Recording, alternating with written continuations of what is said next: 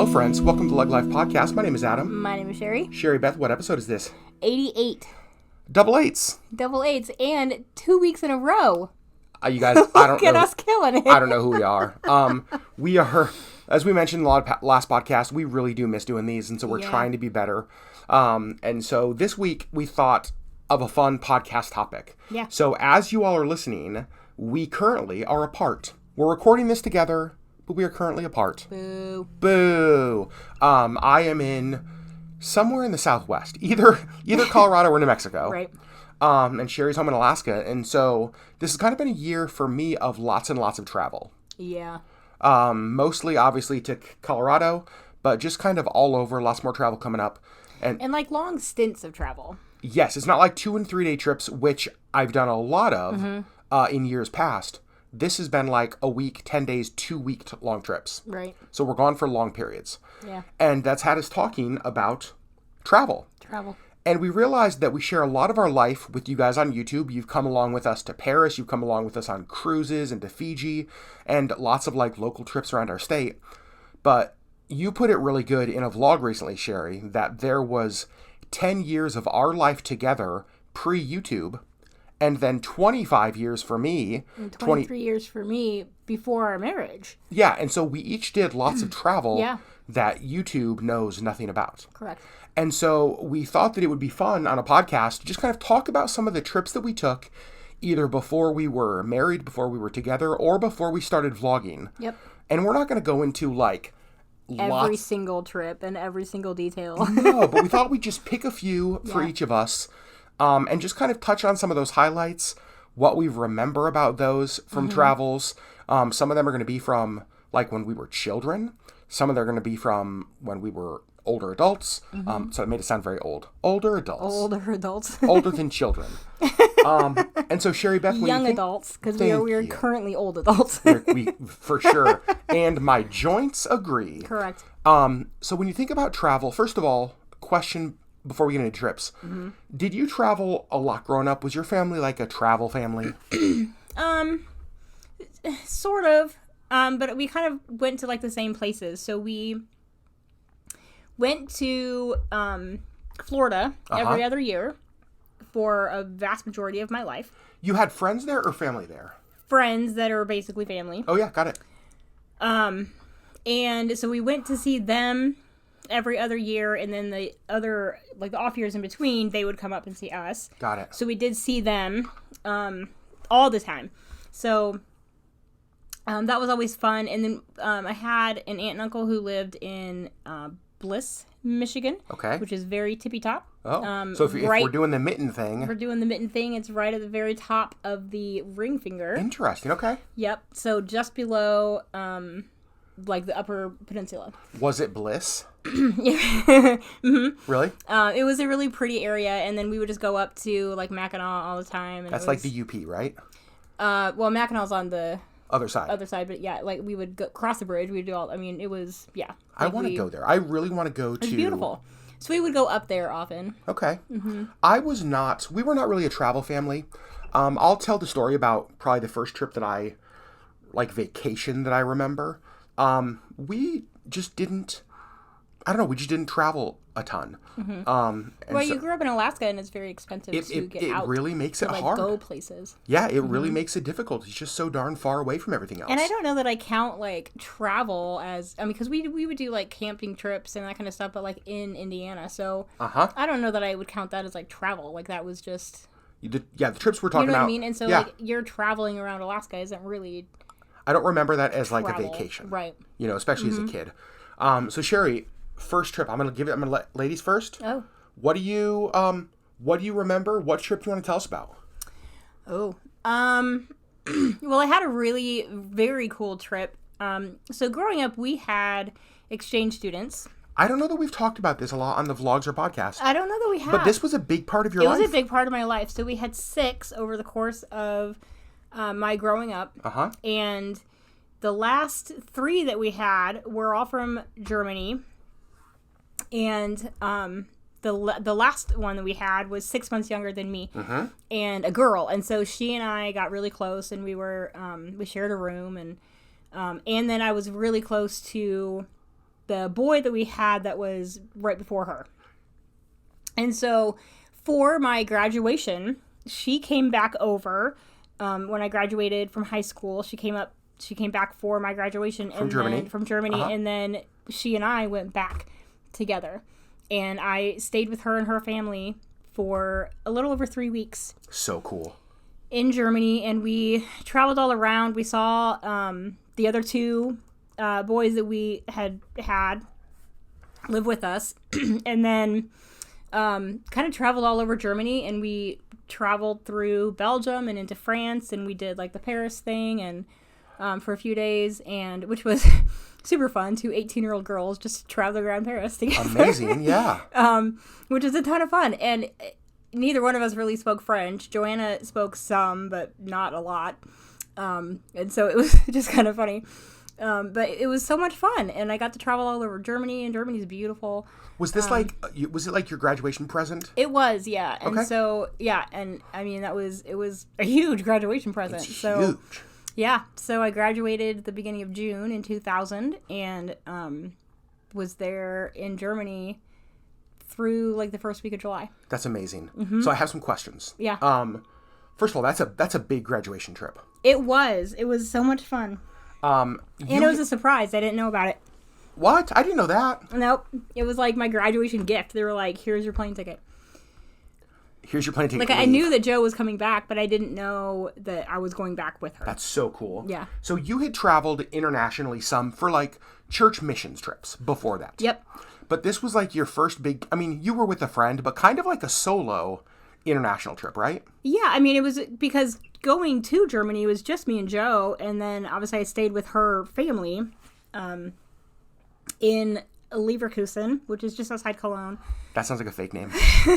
And then she and I, and mostly her brother, Marcus, we traveled kind of around. We went to Cologne, we went to Opladen, which is this really cute, like, castle. Uh-huh. And I don't know, we just like traveled all around, and then Joe and I went to Berlin, and that's where we met up with Stefan, and I think Sebastian came over. I think I don't know if he was living in Berlin at the time, but he was near there, so he came to Berlin, and we met up with him. And so then, like you had like all of the 3 exchange students, or at least yeah. And fun little aside, in Berlin, I actually got to see Elton John. Oh, it's so funny you mentioned that because I was just going to bring that up. Yeah, and it was so much fun, and Joanna's father actually got us the tickets, and it was just incredible. I mean, obviously it's freaking Elton John, but to like see him in Berlin, and then like. And it was just him and his piano. Like he, you obviously usually traveled with his full band, but this one was back then. Back then, yeah, this was in 2000, and it was just him and his piano, and it was incredible. So obviously the world has changed a lot since 2000. Yep. But back because my mother actually took us to the gate. Okay, that's weird. But as a 18-year-old girl traveling Europe basically alone with a friend. How did safety feel? All of that kind of stuff for you back then? I never felt unsafe.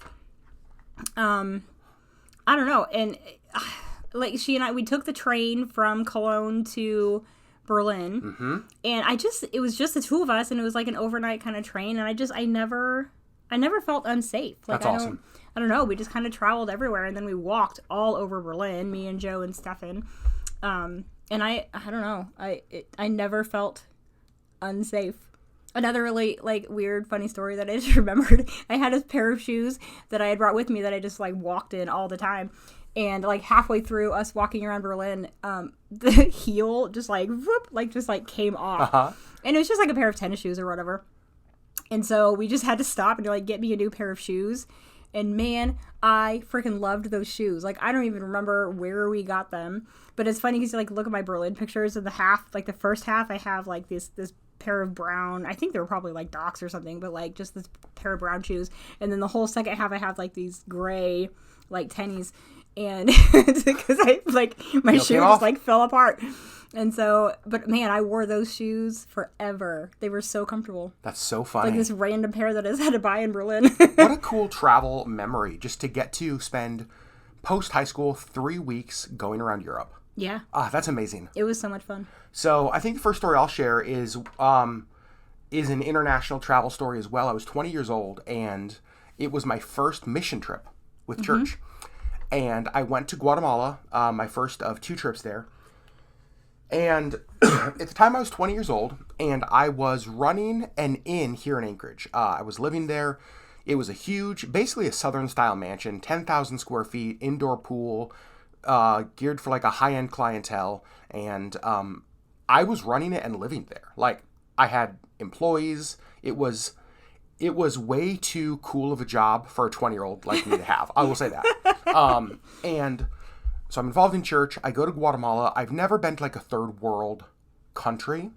And so we go to Guatemala, and we go to a town called San Pedro La Laguna, which is on Lake Atitlan. It's this beautifully scenic lake surrounded by volcanoes. And I just instantly fell in love with the land, but more I fell in love with the people. And I have a couple memories that really stand out to me. There's kind of 3 that I'll share. The first one is that I had actually become, I don't know if you know what Compassion International is, right? It's like almost like a child. Are you asking me? Well, yes, I know what Compassion is. I know you know. Right? It's like a child sponsorship program. You know, you give X number of dollars a month, and it goes to help a kid somewhere around the world in a developing nation that you like kind of picked out. So you can like write letters to them, and they write letters back. And like send pictures, all that kind of stuff. And so I picked out this girl in San Pedro, and because I knew at the time I was going to probably be getting to go there, and I thought it'd be freaking cool to meet your compassion child, right? So we get there, and I just fall in love with Guatemala instantly. Like I said, the land, the people, and then I get to meet Elena, and they told the students that we were there, our group was there, and we're kind of having an orientation in the school that we were there to help. And I look out, and there's these kids scaling a chain link fence outside to try to get a glimpse of us. And she was one of them. Oh, fun. And so I walk out, meet, of course, like big hug. And then I got to go to her house to meet her family. And I've told you this, right? And so I go to her house, and every picture, every letter I had sent, she had like in her room in like the special place. They had my photo in their like pinned up in their living room, and her parents just talked about what it meant. And it was good for me to see, because honestly, this trip was filled with skepticism for me, and I'll talk more about that in a minute. You know, you wonder if those programs like that actually do good. You know what I mean? It's like, does the money get to the kid? Right. Is it actually going to the kids, or just filling somebody's pocket? Yeah, and so to actually get to meet her and see her, but then see the impact that had on her and her family was amazing. And so we're there, we do a bunch of work, and I was skeptical about a lot of the trip. I had only been a Christian for a short period of time. I sort of didn't know if maybe they showed us like the bad stuff to try to pull your heartstrings. Pull the heartstrings, kind of like a little bit of like emotional manipulation. Yeah. You know? And so after this amazing trip where I experienced, in some ways, depth of poverty that I had never experienced before, but also depth of like love and compassion from people that I had never experienced before, I came home and 2 things happened.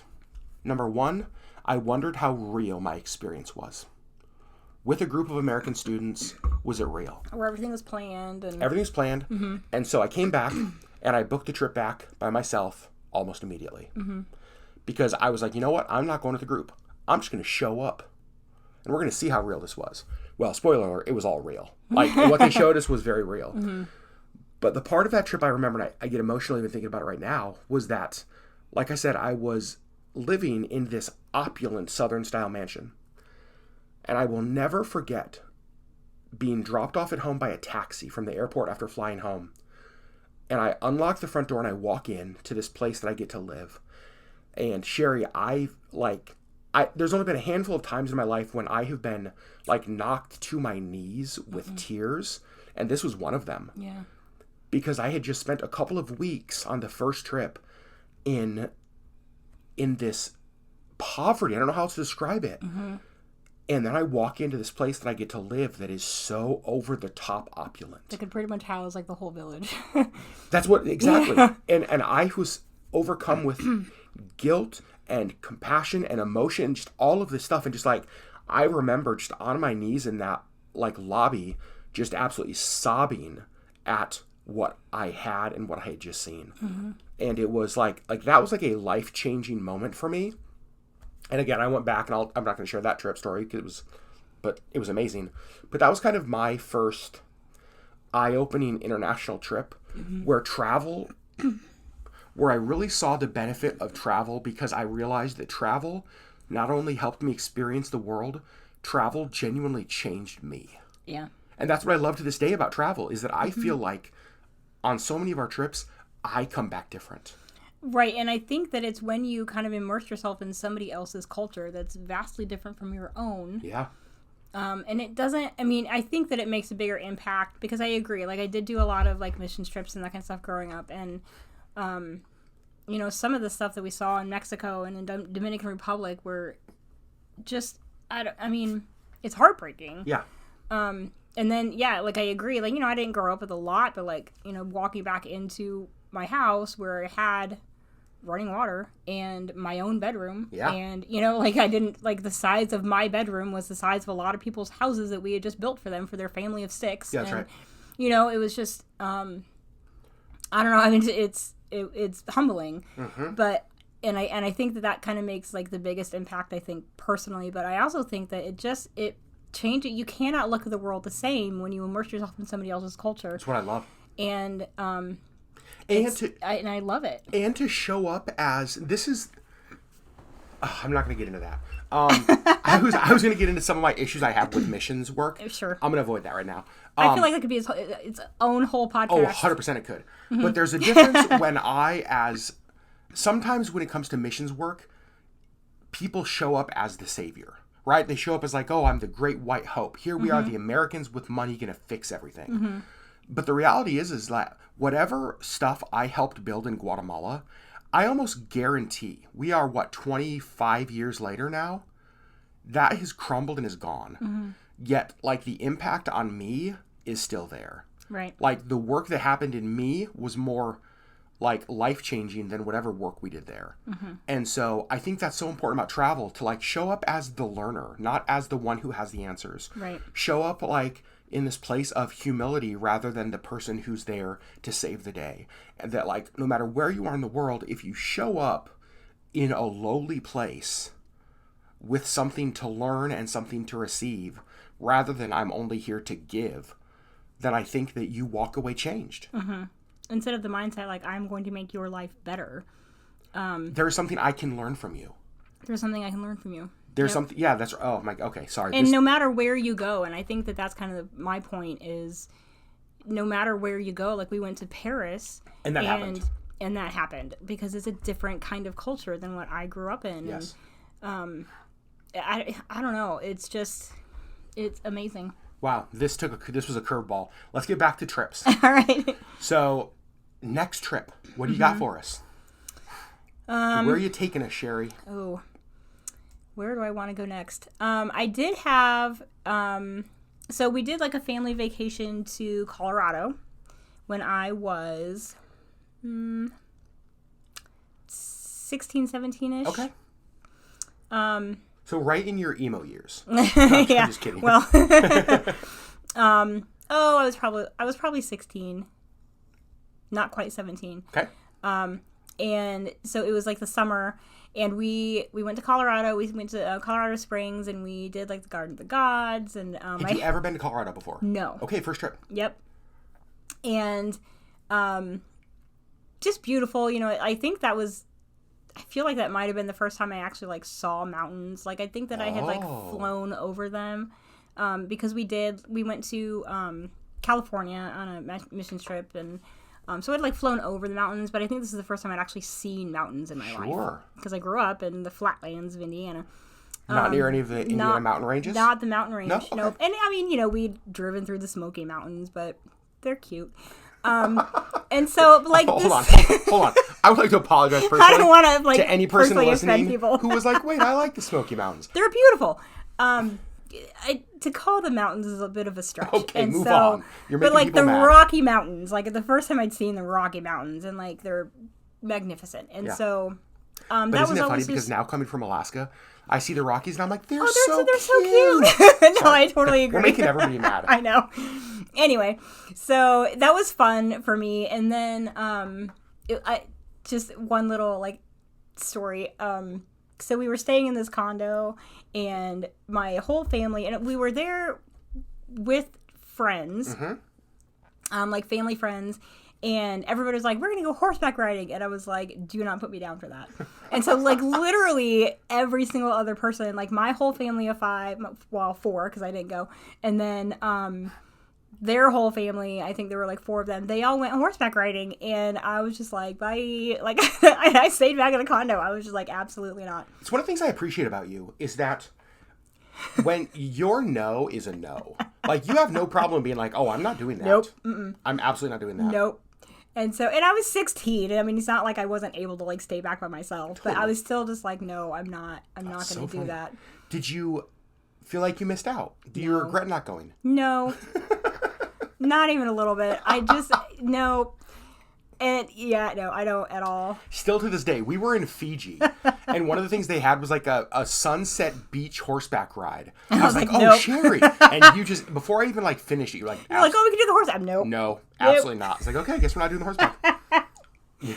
My no means no. What was the purpose of the Colorado trip? Just a vacation? Just a vacation. I think just a summer vacation.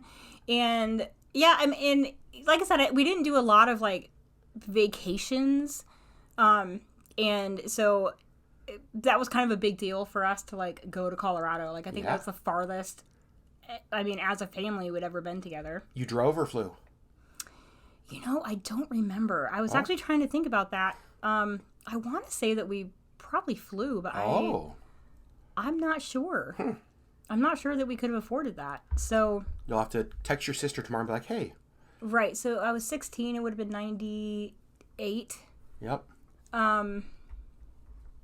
Yeah, I don't, yeah, I'll have to ask my sister, how did we get to Colorado? I don't remember. Yeah. Good. I do know the first time I flew, I was 14. Okay. Interesting. Yep. Any other memories from the Colorado trip? Like anything else that stands out to you? Was it a long trip? I feel like it was probably a week or so. Okay. Yeah. No, I do remember just the Garden of the Gods just being really beautiful. Yeah. And that's one of the things, like, every time we've gone back to Colorado to visit your mom, I'm always like, I want to go back. I want to... And, it might just be, like... Part of me is curious, like, is it as pretty as I'm remembering? Yeah, very much. It is? Okay. Yeah, like, I went a few trips ago with Mom. So this was, like, before she got sick. And just, like, it was my first time there. And I was like, oh, my. And I'm actually going this trip. Boo. Sorry. And I do remember... Even next time I go to Colorado, we need to make it a point to go because I haven't been there since 1998. It's stunning. Right. And so, I mean, like, part of me is just like, I feel like we're just remembering it with, like, rose-colored glasses. No. But I do want to go back. It really is that beautiful. Wow, Colorado. Mm-hmm. Interesting. Who knew that even back then, the mountains were calling you? Oh, I know. And here you are in Alaska. And here I am. So I'll keep it... I'll keep it a family vacation. I'm going to tell you the story about the first time little Adam ever went to an amusement park. You ready? Mm-hmm. So I was probably, I'm going to say 8 or 9. We can fact check with your mother. We can fact check with my mom. It was a trip back to Connecticut. We're living in Alaska, going back to Connecticut to see family. And there are a few things I remember going back there. My Uncle Guy used to own a toy store. And I remember in the toy store, I got to pick out anything I wanted whenever I went in there. And they had like a little ice cream bar in there, and I'd always get like a lemon ice. I always remember getting a lemon ice. A lemon ice? You don't even like lemon? Little Adam did. It was like... Can we get Big Adam to start liking lemon? An Italian ice. Sorry, it was like a lemon-flavored Italian ice. Sure, but still lemon. It was lemon, so who knew? Maybe a little Sherry would have had a crush on little Adam. Well, probably. We would have bonded over lemons. Look at those beautiful eyes. Calm down. And... So I remember that. I remember just being around cousins a lot. But the thing that stands out to me the most was my very first ever amusement park. And I don't even know if it's still around. It was called Lake Compounce. And we went there to see the Doobie Brothers. Don't You don't have to do that. The Doobie Brothers are an American classic, Sherry. Why are you laughing? Can you picture a little 8-year-old Adam at a Doobie Brothers concert? So I was there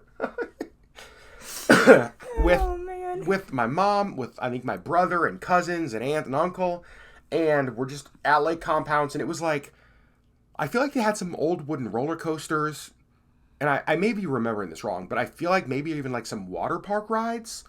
And I just remember, you know, I've been living in Trapper Creek, Alaska.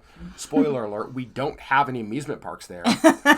Like, you have dog themes. That's exactly No, that's all. We had the cabin fever reliever days. That was like our festival. And so Lake Compounce to me was just like, that was Disneyland. You know what I mean? Like, right. It was the height of entertainment, and I was there to see the Doobie Brothers. And I do, again, not needed. I think probably up till that point, the only concerts I had ever seen were like at the Alaska State Fair. Oh. So seeing the Doobie Brothers at an amusement park was huge. You know, it was like Madison Square Garden like for an actual band that you've heard of. Yeah, exactly. That's exactly right. And so I just remember that. And here's what's funny. I don't know if you know this. There's a photo of me from about this age that you saw one time and have mocked me about ever since. That photo was taken at Lake Compounce. Yes. Did you know that? No.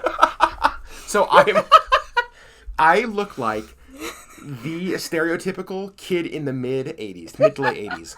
I'm wearing a like neon colored Rude Dog t-shirt.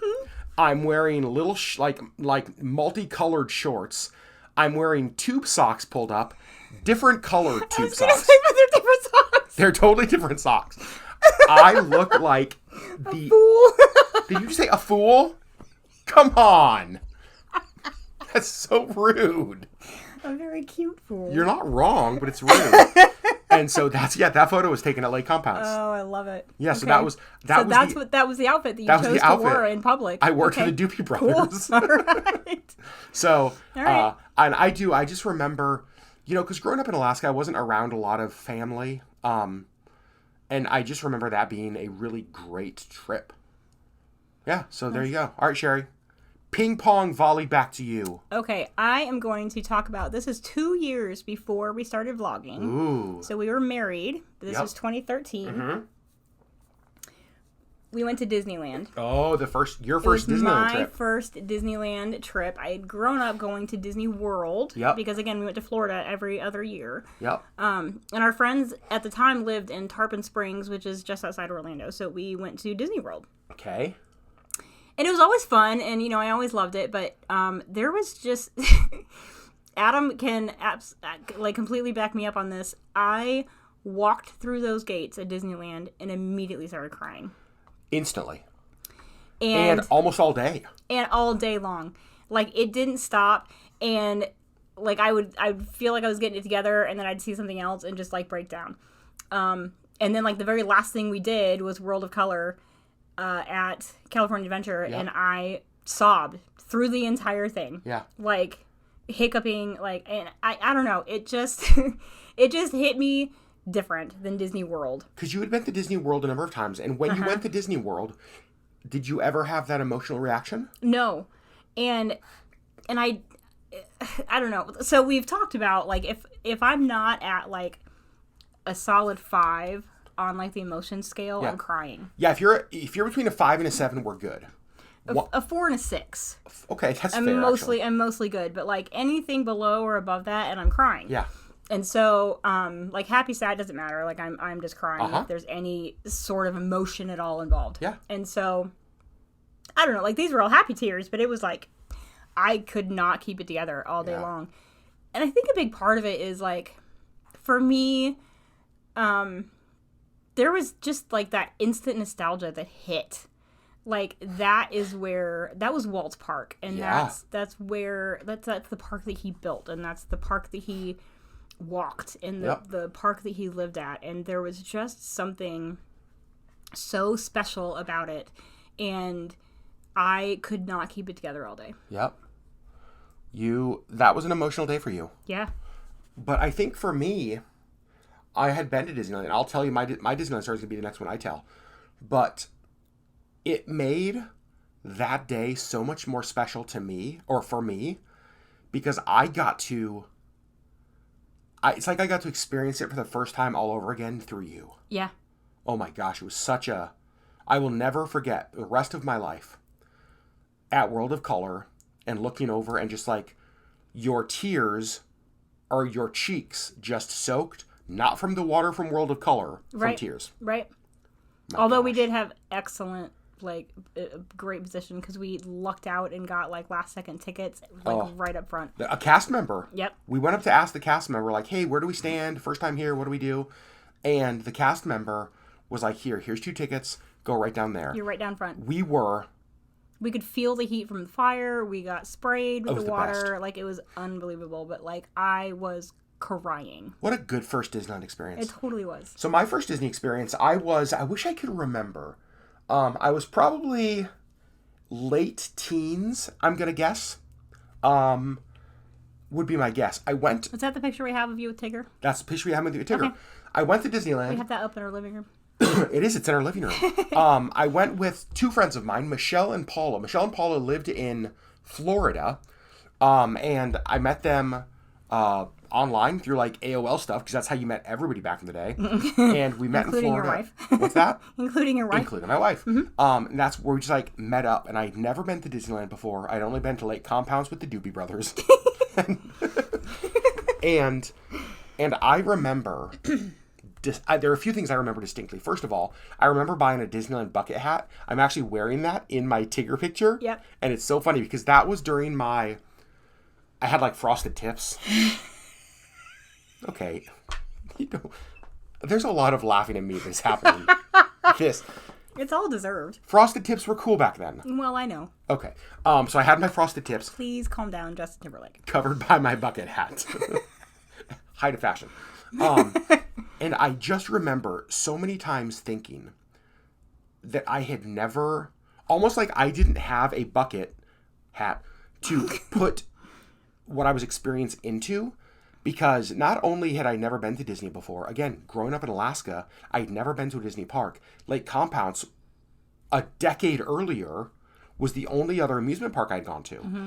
And Disneyland was so over the top in every way. Mm-hmm. It's like, I remember you and I read a book about Walt Disney together a few years ago.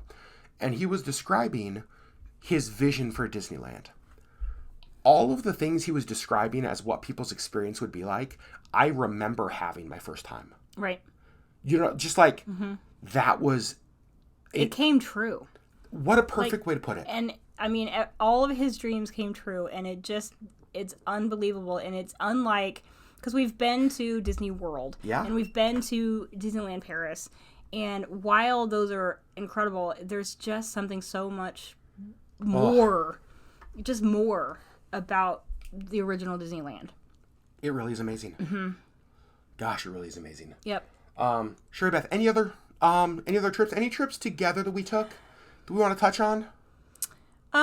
I mean, we've talked about Ireland a little bit, and that was just an incredible trip. It's the one trip that we've taken together that I am genuinely bummed for our sake that we didn't vlog. Yeah. Because we weren't vlogging then. Mm-hmm. Just because I wish we could go back and watch those videos. I mean, we have photos and stuff, but, like, I agree. Like, I wish that we could just go back and relive a lot of that. And we just need to go back. I guess that's the only answer. That's it. We just have to go back. I don't know. We went to Connecticut. Yeah. About a year after we were married. Yep. And like for Christmas. Uh-huh. And we did like a day in Boston, and that was so much fun. And then we did a day in Newport, Rhode Island, and that was amazing. Like we just kind of took days like in the week or so that we were there. A day in New York City. And a day in New York City, and just kind of explored like New England, and it was so much fun. That is a place, that is a part of the country I'm actually surprised we haven't gone back to. I agree with that. Yep. And I don't know if it's because it feels far away or if I don't know what it is. I don't know what it is either. I don't know, but we need to make it back there. I want to go in the fall. Yeah, me too. I want the fall is my favorite season anyway. Yeah. But there's just something about like New England in the fall that everybody in like the whole planet is just like, you have to be there. And so I want to experience it in the fall. I agree. It's beautiful in the winter, but that's the only time I've ever seen it. Yeah, you spent one day in New York City, not even a full day. Right. So we need to go back. Yep. I want to tell one last travel story. Okay. And it is one that happened in the last few years that only a handful of people even know happened. You know what happened. It was the height of COVID. And I had a credit with Alaska Airlines. Right. That was going to expire. Like a significant credit. Mm-hmm. And it was the kind of thing that it had already been extended. There was no extending the credit. I called and talked to them. It was basically a use it or lose it situation. And you guys know that because I travel a lot and because like we've always traveled a bunch, a lot of times we use our air miles for us to travel. So I figure the more air miles I can earn, the more you and I get to travel to fun places. Right. And so I was like, and this credit meant air miles. This credit meant thousands of air miles. Losing it. We're losing. And so Sherry and I talked, and airlines were still flying, but pretty much everything else had shut down. Like the world was shut down. Mm-hmm. And so Sherry and I had a conversation about this credit. And I was like, listen, I feel pretty safe with traveling because like no one was flying. Mm-hmm. That was when people were posting photos, and it was like dead airports. Yeah, 2 and 3 people on flights. Mm-hmm. And so I was like, I think I want to do this as safe as possible. I don't want to do like a bunch of layovers because I don't want to be like in airports around people. You don't want to have to leave an airport, honestly. Like we talked about that. Like you don't want to have to go to a hotel and like be around people. Like it's in a cab and Well, and at the time there was so much uncertainty around this that I didn't know like if I left an airport and a city got shut down, how long could I be there? Right. You know what I mean? How could you get back home? So basically we were like, I need to earn as many air miles as possible without leaving an airport. Mm-hmm. And so what we came to was a direct Anchorage to Los Angeles flight and then back, where I would have about 2 hours in LAX, turn around and come home. And it's about a 6-hour flight. It's about a 6-hour flight. So I was going to fly basically almost 12 hours. Well, 6 hours, 2 hours in the airport, 6 hours. Yep. But with like all of the credits they were doing for like extra bonus miles to try to get people to travel, it was something along the lines. It was basically like a free ticket. Like if I did this, you and I got a free ticket to go somewhere. Right. Essentially is what it came to. Right. And it was one of the it was the eeriest travel experience of my life. Mm-hmm. My flight, I got upgraded to first class both ways because there was nobody on the flight.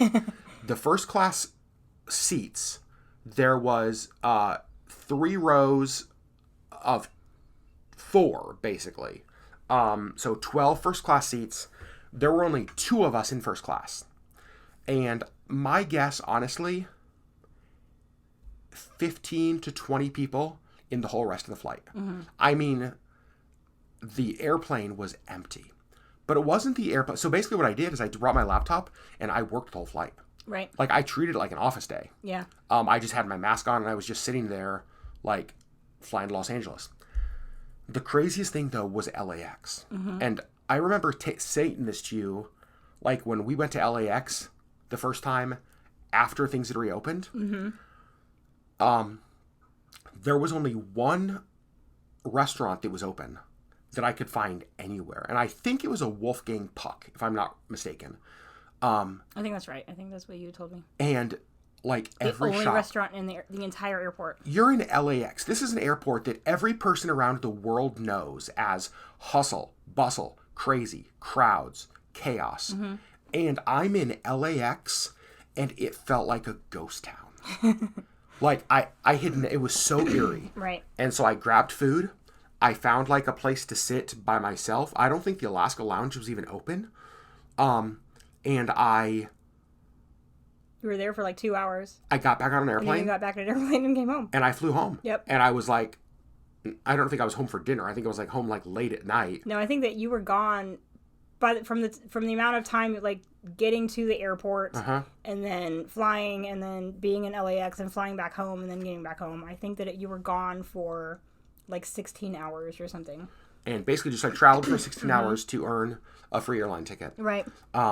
It was so weird, and we didn't talk about it at the time just because it's like travel was weird. Obviously, we talked about it. We felt super safe doing it. Obviously, you were masked up the entire time. You had to be. You had to be. You had to be. Right. And the craziest thing is, like, I wasn't around anybody. Right. I was in LAX, and I bet my entire 2 hours there... You saw fewer people than going to the grocery store. That's exactly right. Yep. If I would have gone to the grocery store here when it was open, I would have seen more people in a Fred Meyer than I saw in 2 hours at LAX. Mm-hmm. Think about that. Right. It was so strange. I felt like I was in a post-apocalyptic movie. I think that day I literally didn't leave the living room. I think that's the day I binged all of Bridgerton season 1 when you were gone. Was it a week? No, it wasn't a weekday. It was a weekend. I think it was like a Saturday. Yeah, or a Sunday or something like that. That's right. I left early morning. Mm-hmm. That's so weird. So anyway, there's a super random travel story that happened while we were doing YouTube, but we did not vlog. We did not vlog, right. So there you go. Gosh, Sherry, any questions we want to ask them for this week? I don't know. I have one. Yeah? Since we do share our life now, if you could see us vlog any travel place in the world, any trip in the world, what would you like to see us go on? Ooh. What would you like to see us do? What would you like to see through our eyes or our lens? Do I get to vote? What is your vote? I want to go back to Europe, and I want to do Europe. I also want to do the UK. Yeah, mainland of Europe? Yeah. Interesting. Because, and here's the thing, what you were saying about kind of being able to experience Disneyland for the first time again, through my eyes, that's how I felt in Paris, when you and I went.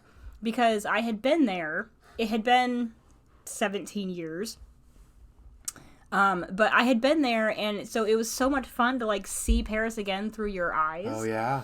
And I would love to do that in Germany again. Well, I would love to take you around Germany. I will say I am such a history fan, specifically World War II. That is a period of time in history that just really does fascinate me about what are the lessons that we can learn from that.